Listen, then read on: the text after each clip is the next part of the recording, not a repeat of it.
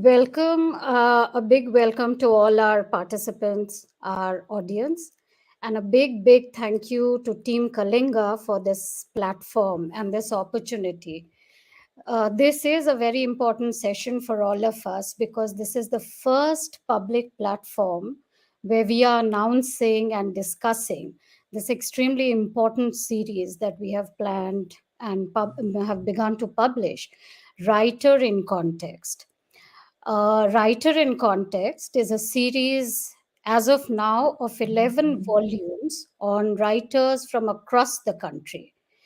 And what we are really doing here is that we are looking at different writers, different languages, different regions, and of course, along with all of that, the varied forms, the styles, the ideas, even ideals that each writer is exploring through their creative writing and fiction, also non-fiction. Many of these writers who are part of our Writer in Context series are have actually written a large body of non-fictional works as well.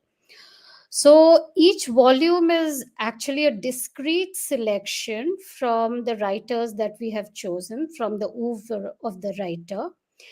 In addition to original writings by these writers who we have chosen, there is a lot of critical material that has gone into each of these volumes. Critical materials which we have collected from, right from the start, from when the writers have started writing, their peers, their contemporaries who were writing on them, looking at their works, and we brought this critical outlook up to date, where we have critics from today also looking at these writers.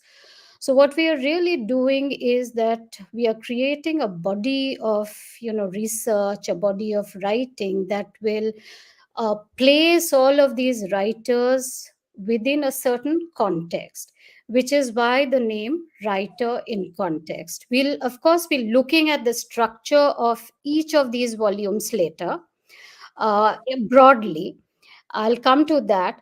But, what I really want to say here is that there are 11 writers as of now in this first phase, let's say, of the selection that we've done. But it's very important for all of us to remember that this whole idea of writer in context can actually apply to many writers across the languages, across India. uh, Although they, for constraints of space, we haven't managed at the moment to include many of them, but actually that is how we should be looking at this whole concept. So we look at some of the very broad overall issues that we are dealing with. We may not have time to go into the nitty-gritties or the details of this, but we want to present this series to our readers, our audience.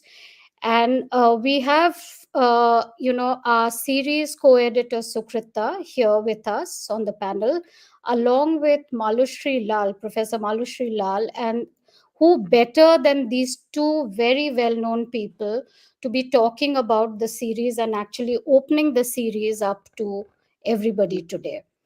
Both our panelists are very well known, and it's just not going to be enough whatever I say about them. They are both academics, critics, they are writers.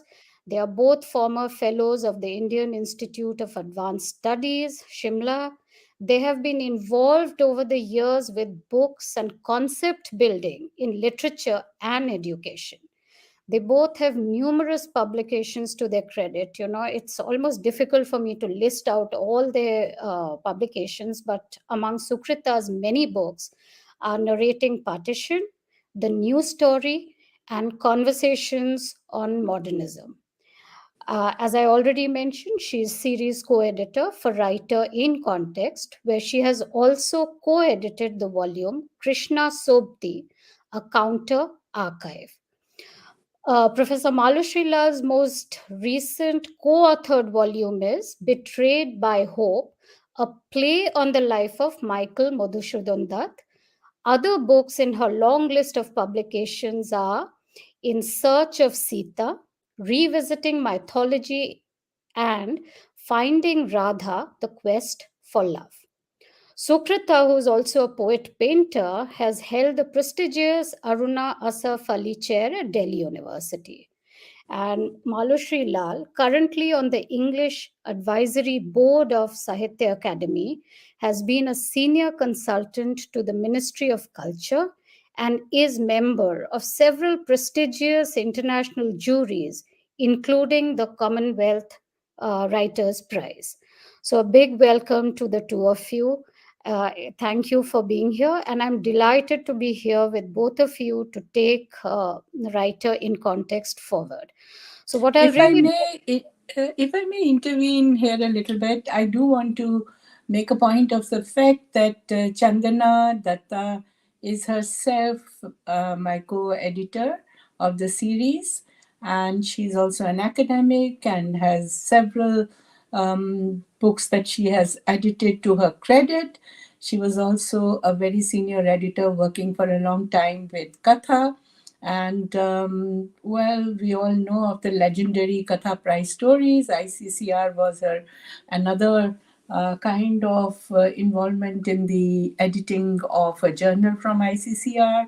So lots of kudos to you too, Chandana, for being together with me in this whole process of doing these series.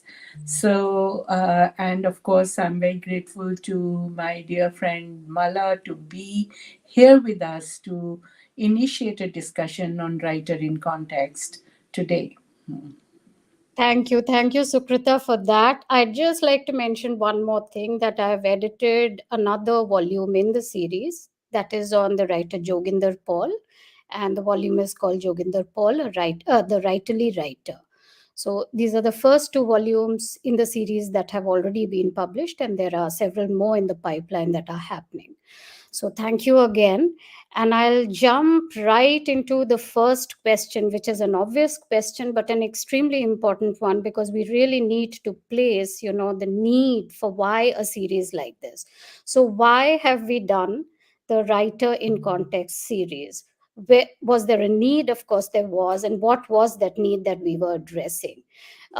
Particularly because there have been a lot of translations on many of these writers. Most of these writers have a lot of translated books to them, and even so, there wasn't a context, a proper context, which we could find when we took up these books for study or for teaching. So which is why we looked at it, and I remember there was a lot of conversation that we had when we were deciding the title of the series. And so very specifically I'd like to point out that it is Writer in Context and not writers, because that was an issue that we were talking about quite deeply. So may I request you, Sukrita, to just start off with the why, and then Mala, if you could also look at it, please. Yeah, I think this was something that has, in the, I have been involved personally in the idea of both teaching and researching in this broad area of Indian literatures. And I'm deliberately using a plural form of Indian literature here, Indian literatures in the context of the multilingual society that we have, and in our country in particular, the beautiful diversity that we sort of cherish so much. And this, the way the diversity comes out through the linguistic plurality in different languages. And within that context, there are hordes and hordes of literateurs, writers who are writing. And they've been writing, we've got long traditions in different languages of both written and oral literature. Now, the thing is that somewhere, I think while creative literature has been happening, and there are languages like Tamil and even Malayalam and, Konkani, even Konkani, and many, many other languages where there are centuries old traditions. But I think one thing we have to remember is that here the discussion is on primarily the Indian writer in translation. And when in an Indian writer in translation, and primarily in this context, of course, English translation, we know that many writers have been from different languages, Indian languages. They have already been translated into English, not wholly, but there are many books of, iconic masterpieces that have been translated. And they are in the domain. And I think, in terms of Indian literature in translation, we have arrived at a point in the history of the study of Indian literature in translation.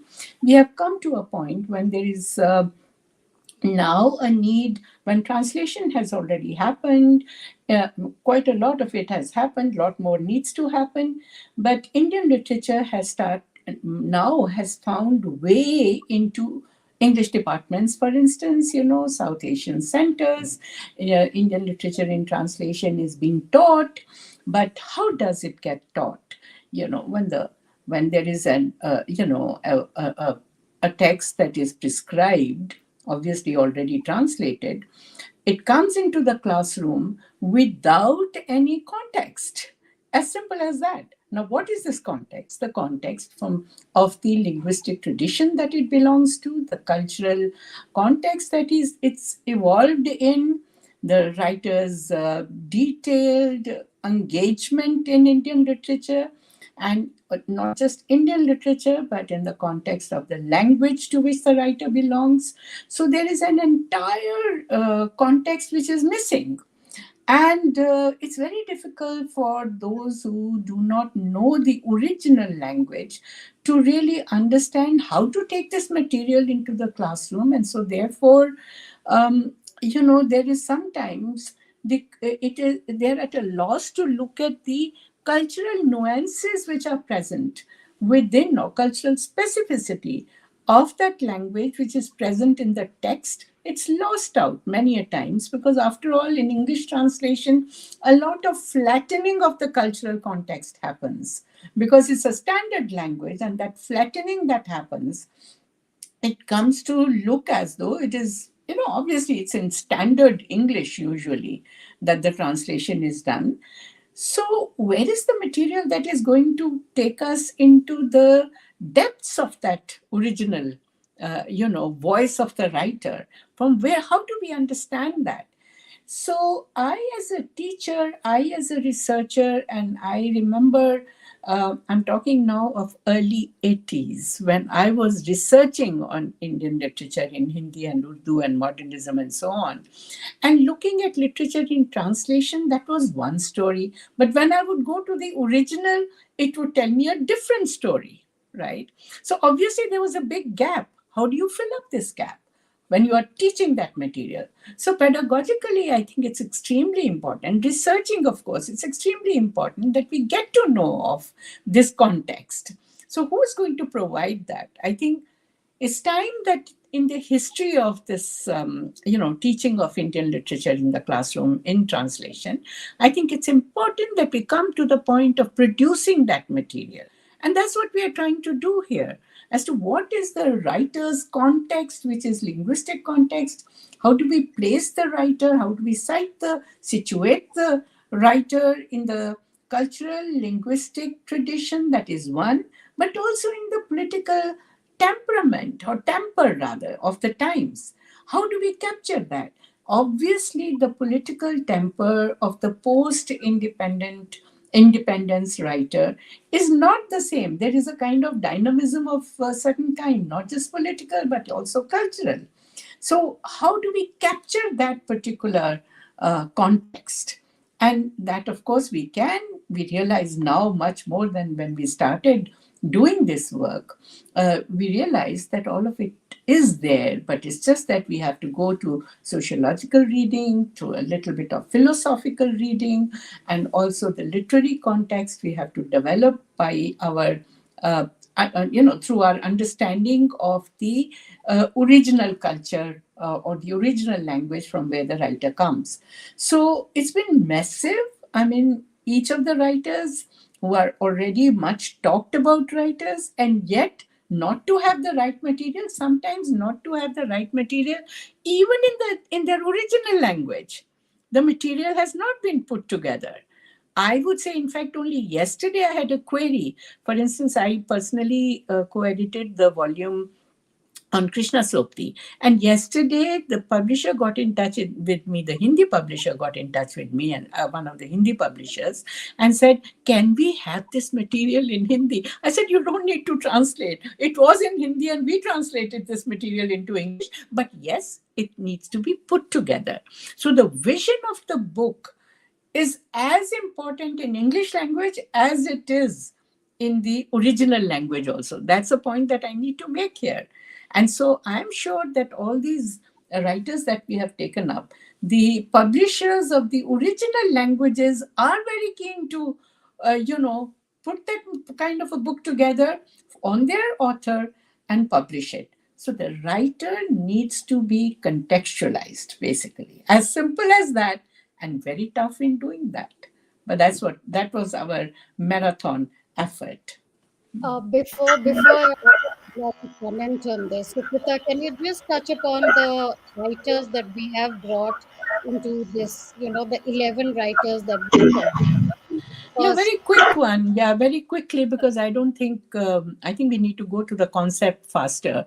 But yeah, Krishna Sopti, Jogender Paul, Indira Goswami, and that we're talking about now already. We're talking about Hindi, Urdu, and Bengali, Assamese, Mashweta Devi, Bengali, and Fanishwarnath Renu, Amrita Pritam, Punjabi, Venkatesh Madgulkar, Marathi, O.V. Vijayan, Malayalam, Devanuru Mahadev, Devan, again, this is now Kannad.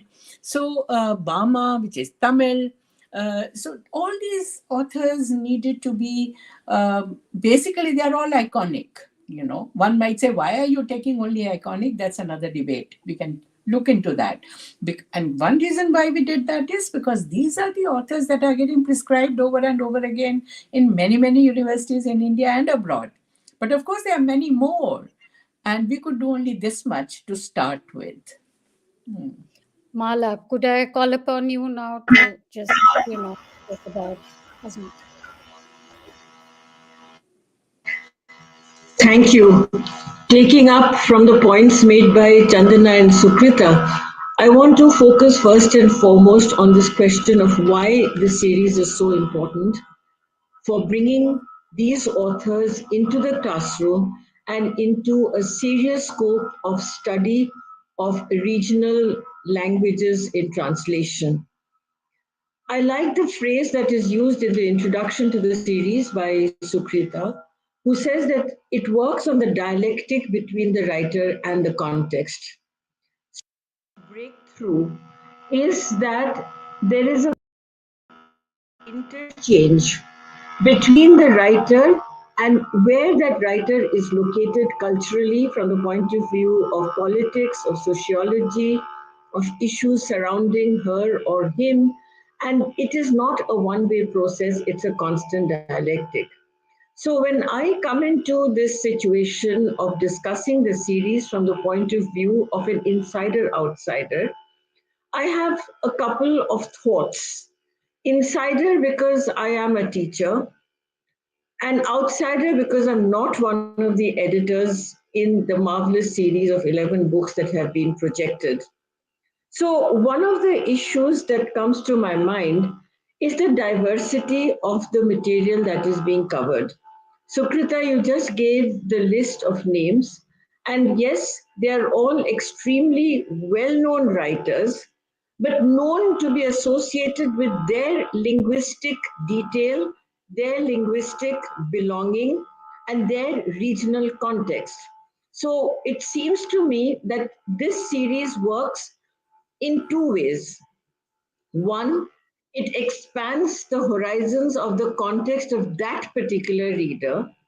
But second, because each of these writers is important, it also creates an all India map of writer or writers. I know you don't like the word writers, but the writers are in an all India context at the same time that they are in their individual and regional context. I like that point very much.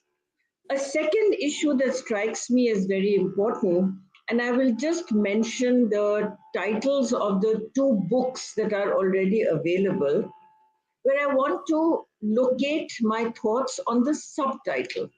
With Krishna Sopti, the book is subtitled A Counter Archive.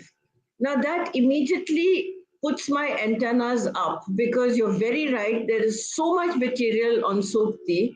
So, a critic or a teacher would say, why should I read this book? The answer is in your subtitle because the moment you say counter archive, you're offering something that is not available in the usual Sopti archives. The second book that is already in print on Joginder Paul has the subtitle The Writerly Writer. Now, this is again when people who know Urdu are aware of his short fiction, of his long novels, of the innovation that he made to writing practice. But where does this writerly writer fit in? With traditions that he may have imbibed during his years as a student, a researcher, or a teacher of English literature. What were his relationships with writers of Hindi? What was his thoughts about other Urdu writers of his time? This entire dialectic is what I have enjoyed very much when we have been discussing about the series in its general principles of what it seeks to achieve. And the third and final point at this moment, I want to pick up what Sukrita said about the need for consolidating material for each writer. I think this is the first time that this kind of integrated, comprehensive material per writer has been put together. I know, for instance, that Zindagi Nama everybody talks about, but very few people actually read the book because it's a difficult book. It's a long book, difficult to translate and to comprehend. So when you have an entire section on Zindagi Nama, anyone is likely to expect and will receive fresh new comprehension of the material.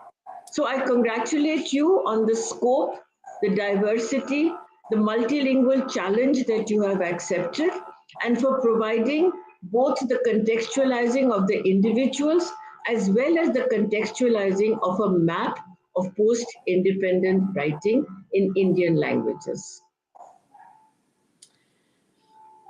Over to you, Chandana. Yeah. You're mute. Oh, I don't know how that happened, but I'm sorry. So, Uh, we did touch upon quite a few points that we've been meaning to go into, in detail. There's the question of language, that these writers were writing, of course, most of them were multilingual. They were teachers of English, many of them, but writing in either Urdu or Bengali or, Marathi. Also, like you mentioned, Sukrita, all of them, I mean, there's a lot of diversity in their writings and what they were creating.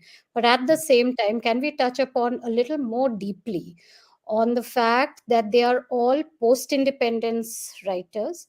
So many of them have been affected by the partition, and along with the social and the historical happenings around the time, they also were focusing very consciously on the various literary movements that were taking place, the shifts that were happening between, let's say, the ideas of progressivism to modernism, how modernism actually looks at tradition. And I ask you this because most of these writers were actually also writing alongside their fiction essays on why they wanted to write, what was the philosophy behind them becoming writers. And they have very detailed essays on this. They are actually consciously engaging. They are not just creating fiction. They are actually creating a body of works that can actually tell us about what fiction should mean to us as readers, because that is what they meant to them as writers. This was a very post-independence scene, was a very creative kind of a pause, as it were. I wouldn't say it was a rupture, but it was a kind of a very self-reflexive pause for the writer. A lot of historical phenomena, such as, the euphoria of independence on the one hand, and on the other hand, partition, which was a kind of a cultural crisis, and a lot of cultural reorientations were taking place in the West. Modernist ideas of modernism were afloat. Already existentialism was being read and thought about amongst philosophers. The new woman was rising up to, combat with the established notions of what gender is, and equality was being sought. But in the writing of the in the writing traditions, it was almost as though for a few years that churning that took place over the, I would say, 60s and 70s, a lot of churning happened in terms of ideas. And that is why what you're saying, Chandana, is very true. Whether it is a Marathi writer or a Bengali writer or an Urdu Hindi writer, all of them, because there was a thinking process also going on, and there was something new happening to the sensibility and the sensitivities that were getting aroused. There was a lot of non-fiction also that was being written and created. And that was an exercise which I'm terming as self-reflexive exercise, not only to explain to people what they were trying to do or wanting to do, but also to sort out ideas within themselves. It was almost like loud thinking that was happening amongst the writers. So whether we talk about somebody like Nirmal Verma in Hindi, or somebody like Kamleshwar, or in Urdu, Joginder Paul, or other people in Urdu, all of them, Shamsul Rahman Faruqi, all the others also, and in Malayalam and in other languages, people were writing these essay-like, there was a kind of essay writing that was happening, and alongside experimentation, which just can't be reduced to the term experimentation, but something more than that in terms of venturing out courageously in form and content when it came to creative writing. So this was a kind of simultaneous happening. And also there was, on the one hand, a resistance to modernistic ideas that were floating from abroad. On the one hand, there was a resistance. On the other hand, there was a very strong impact of all of that on everybody, all the sensitive writers. Now, the point is that a lot of this writing was being also dismissed. And I remember you are Anantamurthy writing and even talking about this as to how, modernism, if we talk about modernism in our own context, in different languages, we have many modernisms. Because even somewhere, cultural contexts, region wise, language wise, they were determined. The contexts were determined first at the level of the world and the times, then at the level of the region, then at the level of maybe, how would I put it, language tradition, and then at the individual level, because also subjectivities were being niggled. They were niggled. So therefore, even modernism, there is a variety of modernisms here. And that is why when I was researching on this area, I had to create a space for these different voices, and published what is called Conversations on Modernism, by talking to various writers about what their concept of modernism is.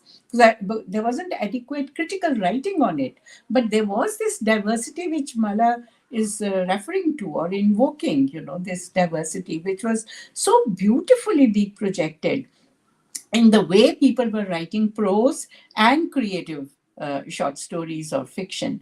So the point I'm making here is that I think I'm even forgetting what your question was, but mainly the idea is that in this kind of a climate, post independence writer, and not writers again, in locating himself or herself in a particular specific condition of mind.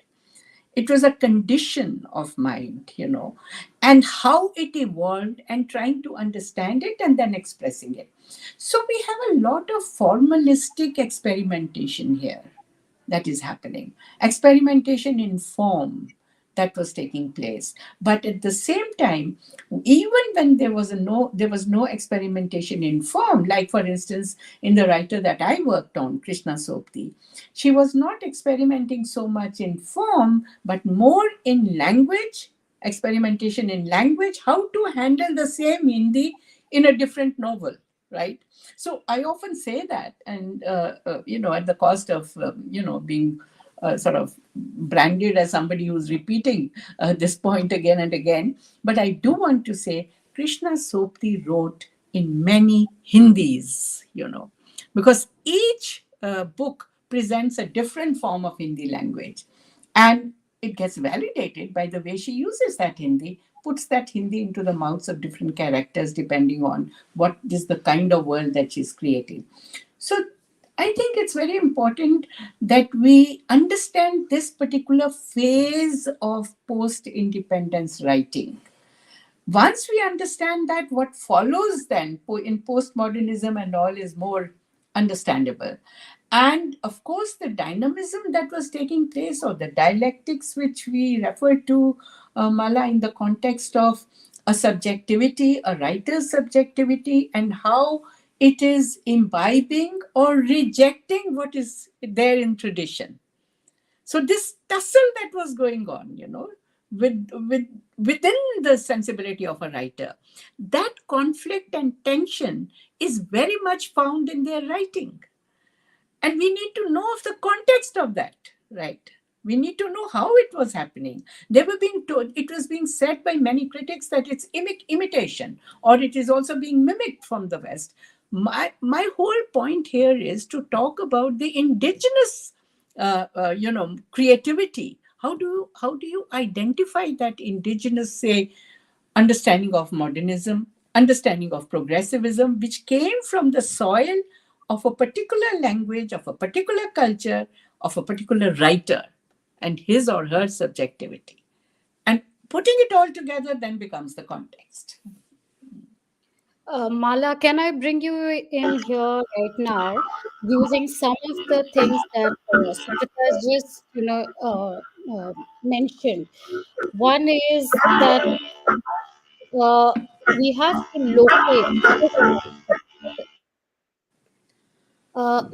to locate this writer that we are talking about, and then we are looking at these various writers. We have to locate them in the soil that they come out of. So that was one of the things she mentioned, and she used the word experimentation. We can talk about whether that, we want to expand on that word or not, but they were experimenting with language, with form, with styles, and all of these, things that, the ideas that were coming from outside and that were churning within them. And she mentioned also that sometimes we do not have the adequate critical terminology or the tool of how to look at these writers, because they are coming out of a certain climate, they're coming out of a certain, atmosphere. Many a times what we are doing is to use critical analytical tools from, what we have read from outside of, where we come from.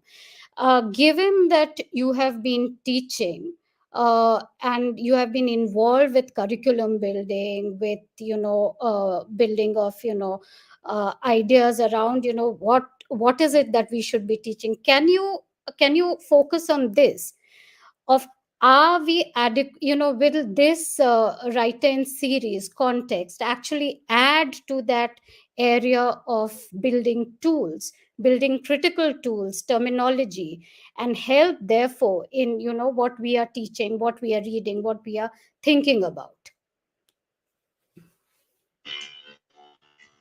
These are very important questions that have been raised by Sukrita and pinpointed by you, Chandana, as to the explorations and experimentations of the writers, as have been mentioned.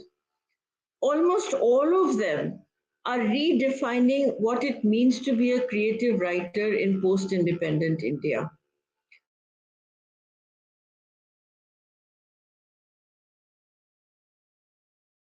That question, they are also evolving the tools of an alternative discourse to that of the West.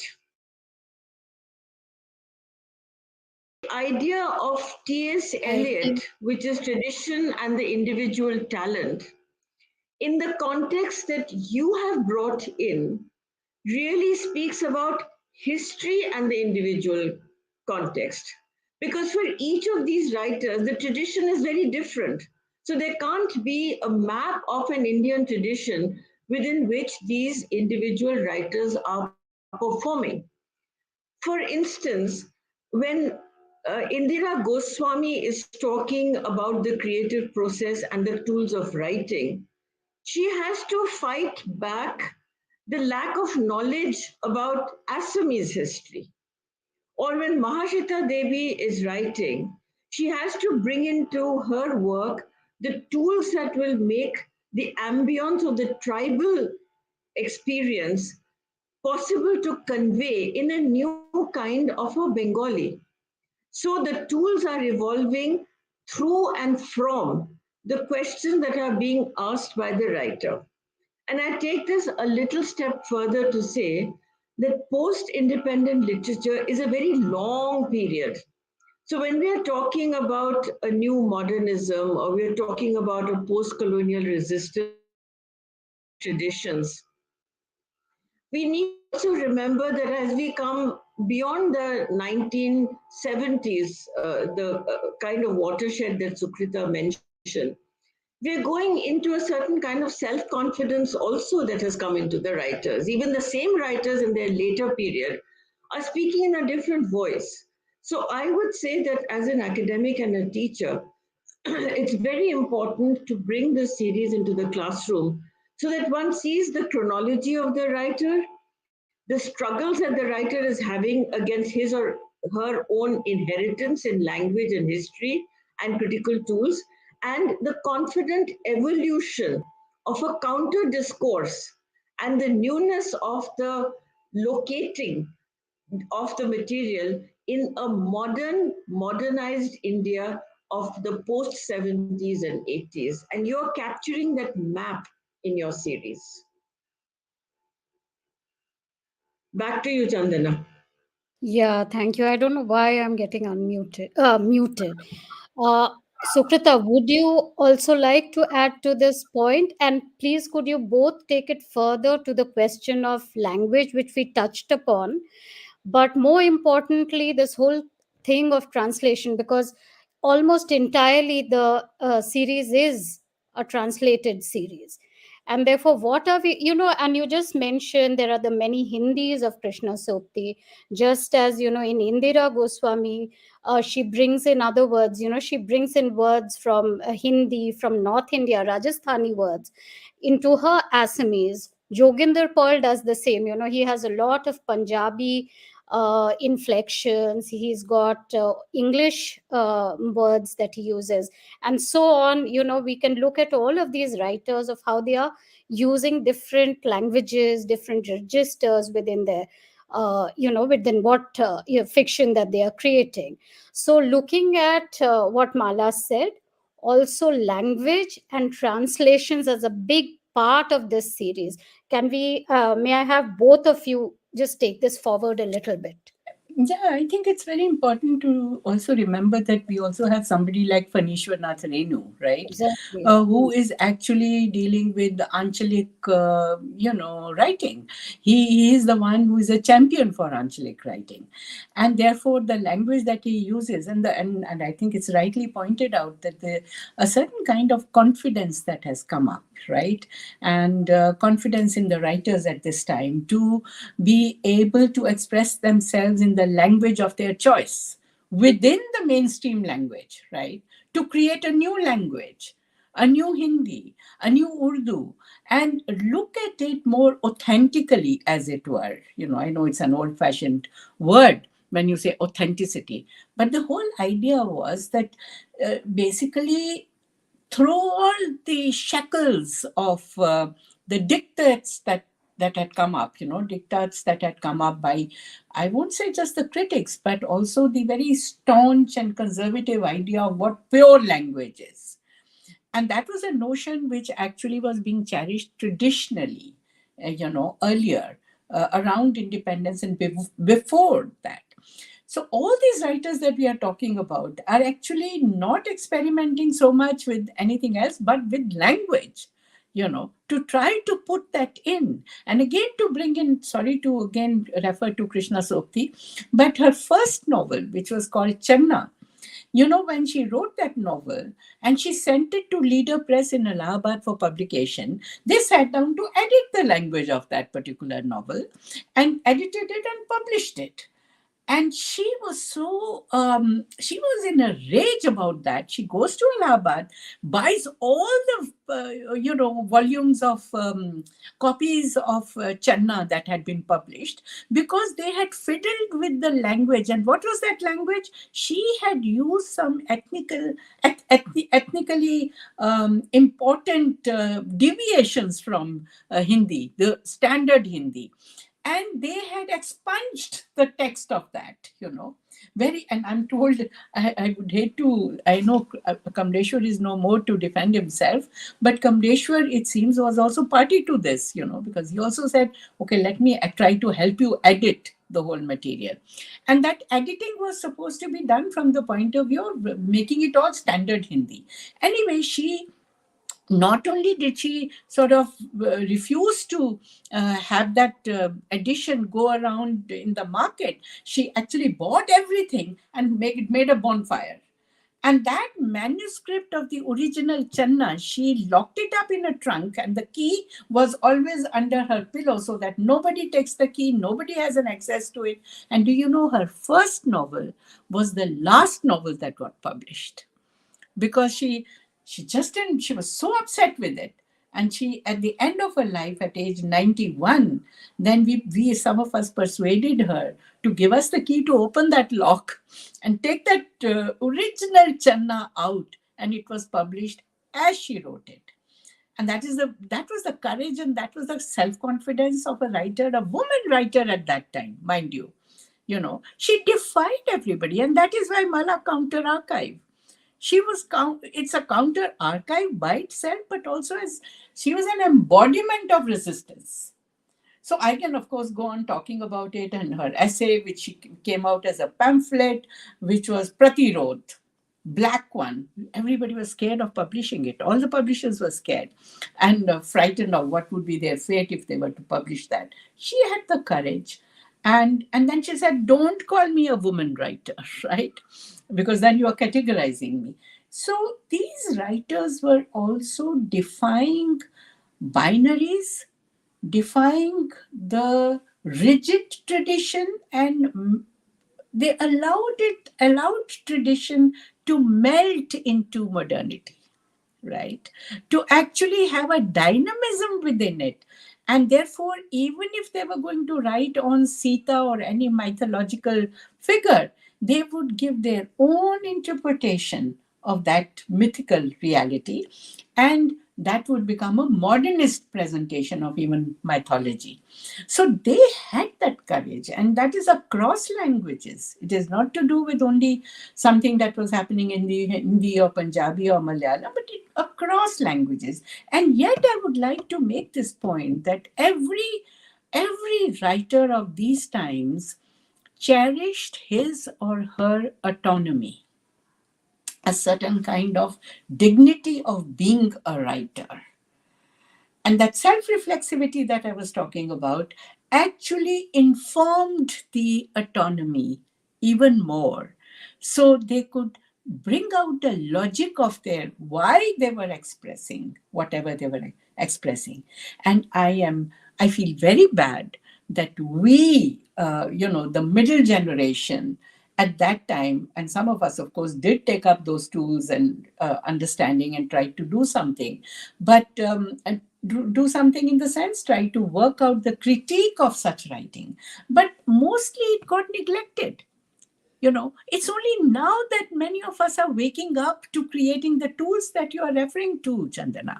These critical tools, which are so important to examine. For instance, if you're looking at partition literature in Hindi, Urdu, Punjabi, even Bangla, we need to look at memory. So memory studies today are very important.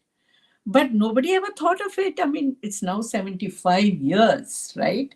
We should have, but I think much that we have talked about coming out of the, colonial hangover, this, that, but it's only now that little courageous steps are being taken.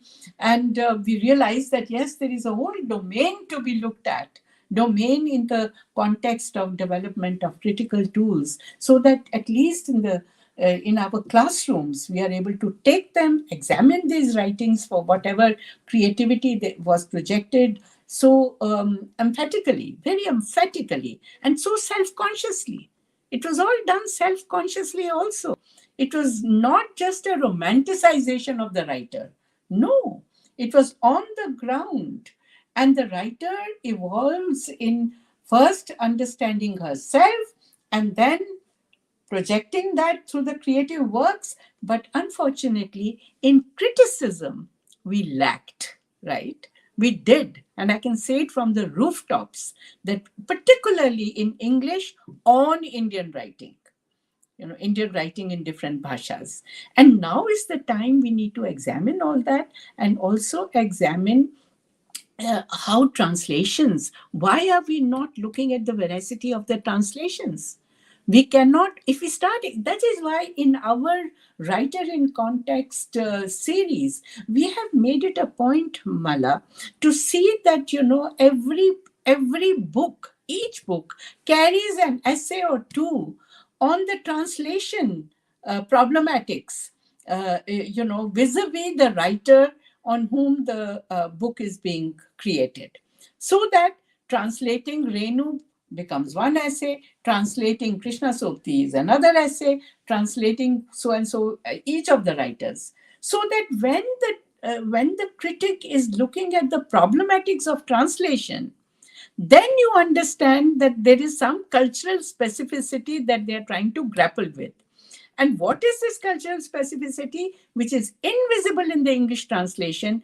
In the process of critiquing translation, those difficulties are surfacing out. And that is why the reader, the researcher, the student, the scholar would get acquainted to those cultural specificities, even if he or she is not going to the original language.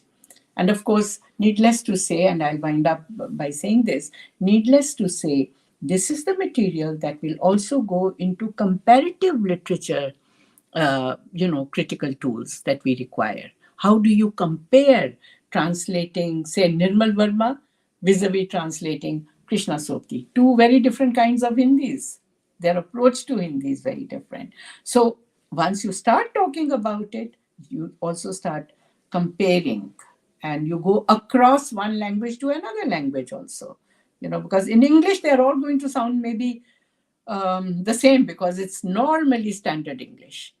But now is the time when some writers are also getting courage to translate authentically, in the sense some translators are beginning to play and abuse English language to create new English of translation. That's another domain that we need to look at.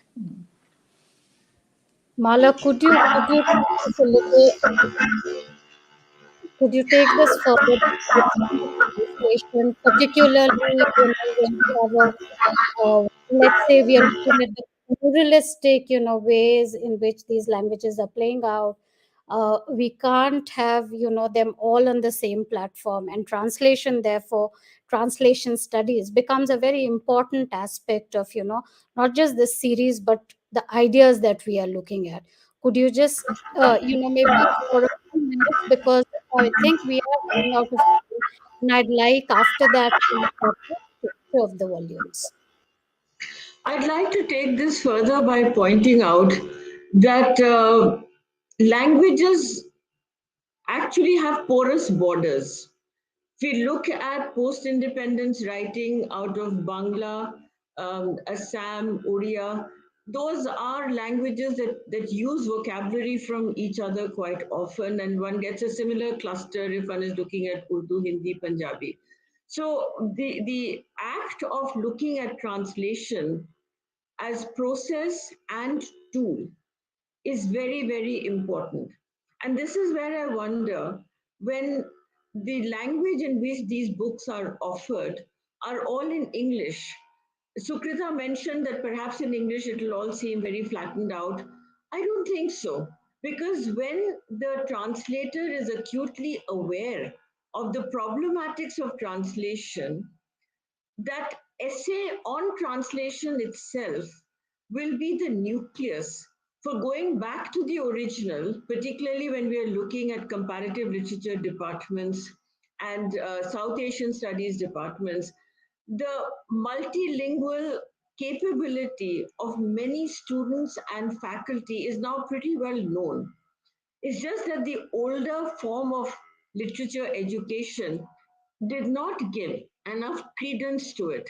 But today there is respect for bilinguality and multilinguality. And hopefully, when people turn to these series, these tools of multilingual access, the theoretical work on translation, the ability to see the text in original as well as in English translation, and the essays around this, the translations of original material and secondary material, all of this will move as an impetus towards deep academic studious research, which will lead to the horizons widening even further. So you're actually providing an enormous uh, fundamental material, fundamental resource for all these departments that exist in universities and which today are looking to expand and become meaningful through newer and newer horizons being opened up.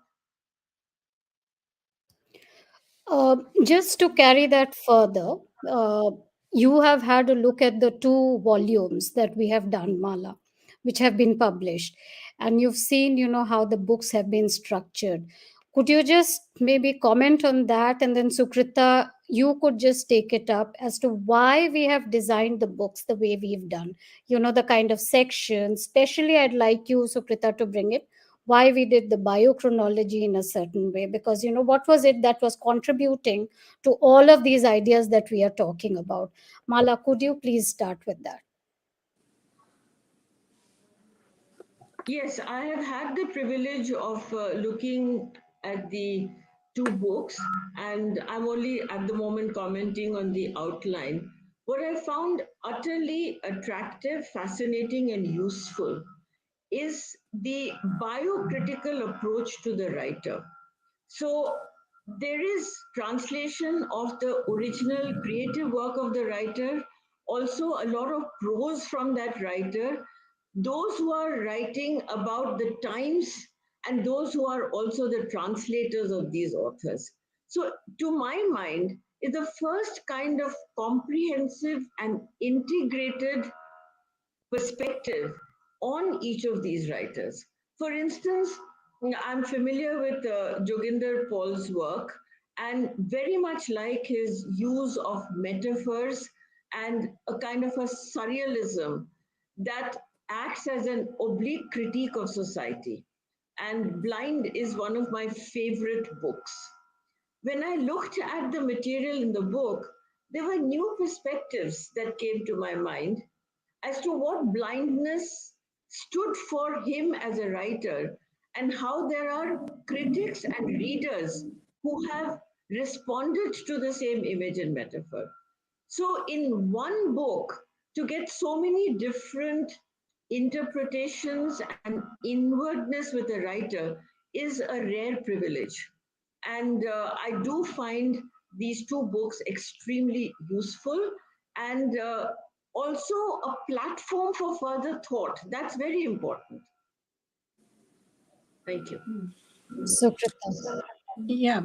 So I think, if in a nutshell, because I know that we are running out of time, in a nutshell, if we were to sort of talk about the structuring of the, this series, or each book in this series, of course, each book has to be a little different also, because the writer demands it to be different, because it can't be the same for every writer.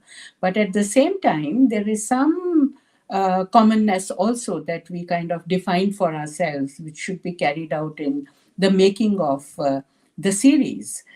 Now, one of the things that we thought would be very, very useful, and that I'm afraid we were somewhat borrowing the idea from my earlier book, the book that I had done on Ismat Chugtai, which was in the form of a biochronology. The biochronology ran in that book for Ismat Chugtai for over 15 pages or more. And it was not just a simple chronology of what happened in her life, but it was a biochronology which was actually looking at what book happened in what context, in what year, right? And like a kind of a graph. Okay, birth year, you start with around that, what is the climate, maybe a sociological climate, political kind of sphere, and so on. And then the next year, and maybe jump by 5-10 years and go into her what kind of education that she got. And in a nutshell, in about say 7 to 10 pages in each book, there is a biochronology of the writer. This biochronology of the writer is actually speaking for the times, speaking for some of the important awards that the writer, the kind of awards in the sense, I mean, what kind of a response there was from the state or different organizations, and therefore, to what extent was the writer rewarded or awarded or acknowledged or dismissed as not being important. So there's a variety of reactions to say both Krishna Sokti and Joginda Paul volume. The biochronology, at a glimpse, at a glance, it immediately tells you about how to relate the life of the writer with the works that were produced. And when we say the life of the writer, it's also the life of the writer, which is situated at a particular time in the history of that country or society.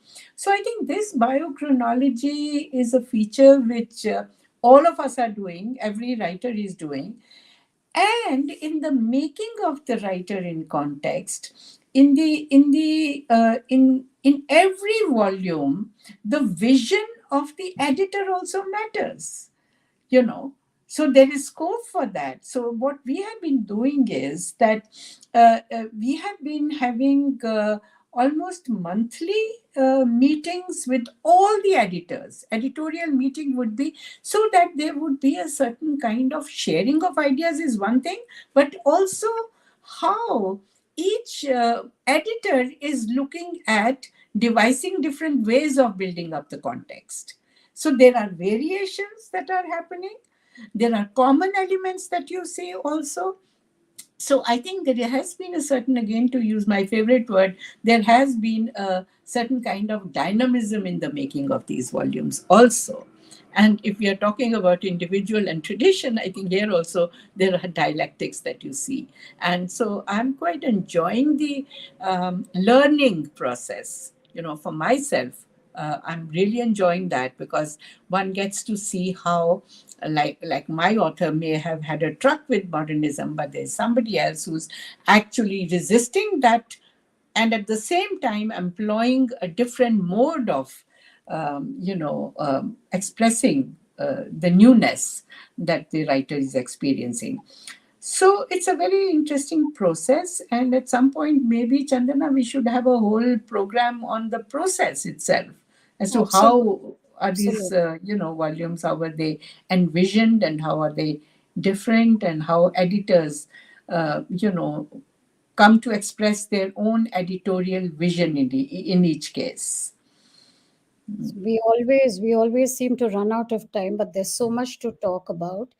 Yeah. There is one question which I can see. I think we are almost out of time, but there's a sort of question here by Aditya Bharat. And he says, how do you see the future of translation of books from Indian languages to English? So, we've talked of translation through the conversation, and we have actually touched upon this.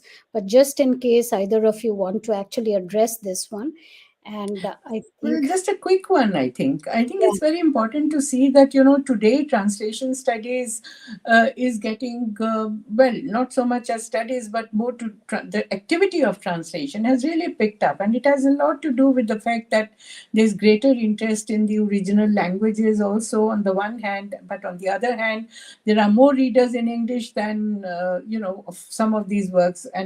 And therefore, translation becomes a very important bridge between the original, say, whatever language. And because we are a multilingual, country, we are not going to be able to. At the most, we know 2, 3, 4 languages. We cannot go beyond it. So translation becomes very important, and so that texts from different languages become available in a common ground, and publishers are beginning to publish translations also.